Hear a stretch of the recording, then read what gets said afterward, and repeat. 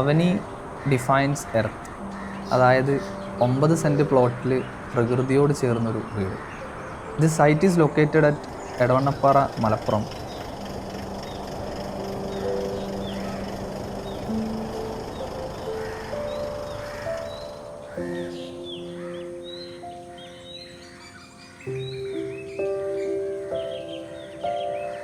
When we look at the site, we can see on the left side of the site is located with the Arika garden, which makes the site more beautiful and elegant actually.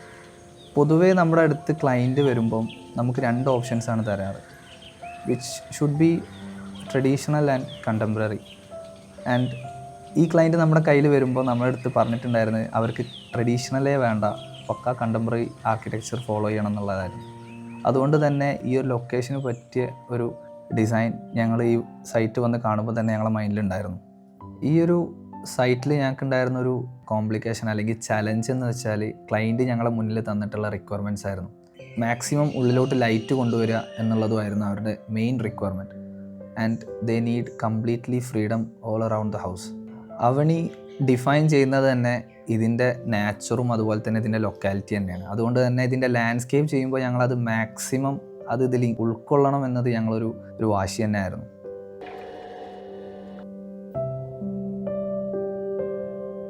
ഇതിൻ്റെ exterior surroundings maximum കാഴ്ച വേണം എന്നുള്ളത് ഞങ്ങളുടെ അതുപോലെ തന്നെ ക്ലയൻസിൻ്റെ ഒരു ആവശ്യമായിരുന്നു. അതുകൊണ്ട് തന്നെ ഞങ്ങൾ ഈ വീടിന് കംപ്ലീറ്റ്ലി 3 ബാൽക്കണീസ് പ്രൊവൈഡ് ചെയ്തിട്ടുണ്ട്. 3 ബാൽക്കണീസ് എന്ന് പറയുന്നത് ഫ്രണ്ടിലോട്ട് വരുന്ന 2 ബാൽക്കണി, അതിൽ one is attached to the bedroom and one is like an open terrace. When we comes to the sit out actually we used a bench idea. നമ്മൾ ഇരിക്കുന്ന ഈ ഒരു സ്പേസിനെ നമ്മൾ മാക്സിമം എലഗൻ്റ് ആക്കാൻ ശ്രമിച്ചിട്ടുള്ളത് എങ്ങനെയാണെന്ന് വെച്ചാൽ we given 2 rocks behind it and behind that we given calathea plants.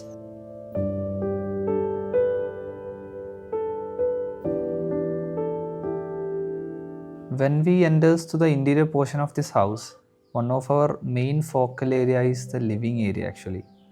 Living area maximum open ആവണം എന്നുള്ളത് ക്ലയൻറ്റിൻ്റെ വലിയൊരു റിക്വയർമെൻ്റ് ആയിരുന്നു. അതുകൊണ്ട് തന്നെ ഞങ്ങളവിടെ ഡബിൾ ഹൈറ്റഡ് വിൻഡോസ് യൂസ് ചെയ്യാൻ ശ്രമിച്ചു. And we have a challenge that exterior ലൈറ്റിനെ എങ്ങനെ ഉള്ളിലോട്ട് കൊണ്ടുവരിക എന്നുള്ളത് ഞങ്ങളുടെ വലിയൊരു ചലഞ്ച് ആയതുകൊണ്ട് തന്നെ ഈ ഡബിൾ ഹൈറ്റഡ് വിൻഡോ നമുക്കത് വലിയൊരു അഡ്വാൻറ്റേജ് ആയിട്ട് യൂസ് ചെയ്യാൻ പറ്റി. And that made that space more spacious also. അത് തന്നെയായിരുന്നു ഈ living area is one of our focal area of this house. ഞങ്ങൾ ആദ്യം തന്നെ ഇത് വീട് പണിയുമ്പം അവരോട് പറഞ്ഞിട്ടുണ്ട് ഓവർ ഇൻറ്റീരിയൽ വർക്ക് ഞങ്ങൾക്ക് താല്പര്യമില്ല. അപ്പോൾ ഞങ്ങൾ പറഞ്ഞ അടിസ്ഥാനത്തിൽ തന്നെ ഓവർ ഇൻറ്റീരിയൽ ഇല്ലാതെ എന്നാൽ ഇൻറ്റീരിയൽ വർക്കുള്ള മാതിരി മൊത്തത്തിൽ ഞങ്ങൾക്ക് ഡിസൈൻ ചെയ്ത് തന്നിട്ടുണ്ട്.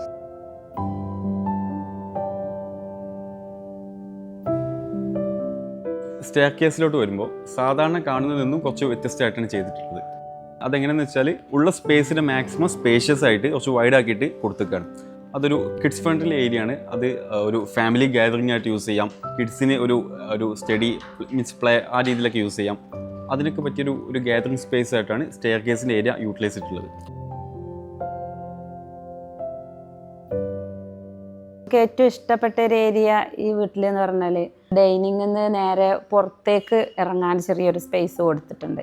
അപ്പോൾ നമുക്ക് വൈകിട്ട് സമയങ്ങളിലൊക്കെ ചായ കുടിച്ചിരിക്കാനും ഒക്കെ പറ്റിയൊരു നല്ലൊരു സിറ്റിംഗ് ഏരിയ അവിടെ കൊടുത്തിട്ടുണ്ട്. പുറത്തേക്കുള്ള കാഴ്ചകൾ കാണാനും നല്ലൊരു കാറ്റും വെളിച്ചമൊക്കെ വരാനും നല്ലൊരു ശാന്തത കിട്ടാനൊക്കെ നല്ലൊരു ഇതാണ്. When we comes to the dining area completely free space വേണമെന്നുള്ളത് ക്ലയൻറ്റിൻ്റെ ഒരു വലിയൊരു റിക്വയർമെൻറ്റ് തന്നെ ആയിരുന്നു.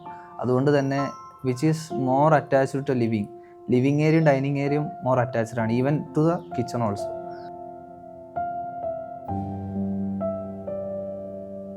കിച്ചൺ ഏരിയ ആവട്ടെ we used the green and white theme actually, and even it is not an open kitchen we used the modernized idea over it.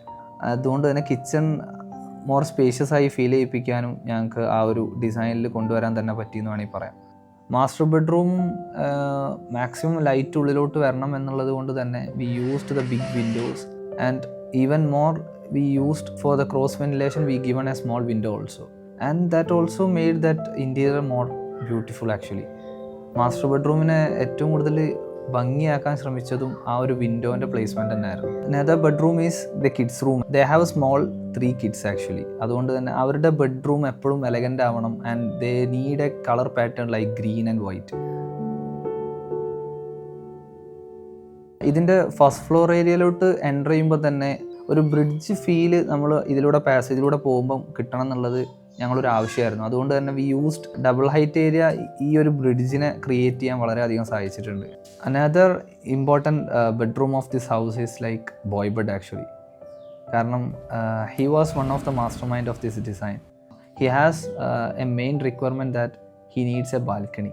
ഒരു balcony വേണം എന്നുള്ളത് അവൻ്റെ ഫസ്റ്റ് റിക്വയർമെൻ്റ് ആയിരുന്നു.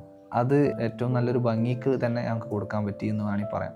And which makes that bedroom more elegant and more beautiful. അവർ തന്ന freedom maximum utilise ചെയ്ത് അവർ ആഗ്രഹിച്ച പോലത്തെ ഒരു വീട് വളരെ ബ്യൂട്ടിഫുള്ളായിട്ട് ഞങ്ങൾക്ക് തീർത്തു കൊടുക്കാൻ പറ്റി എന്നുള്ളത് തന്നെയാണ് ഞങ്ങൾ പ്രതീക്ഷിക്കുന്നത്, അല്ലേ? അതെ. അപ്പം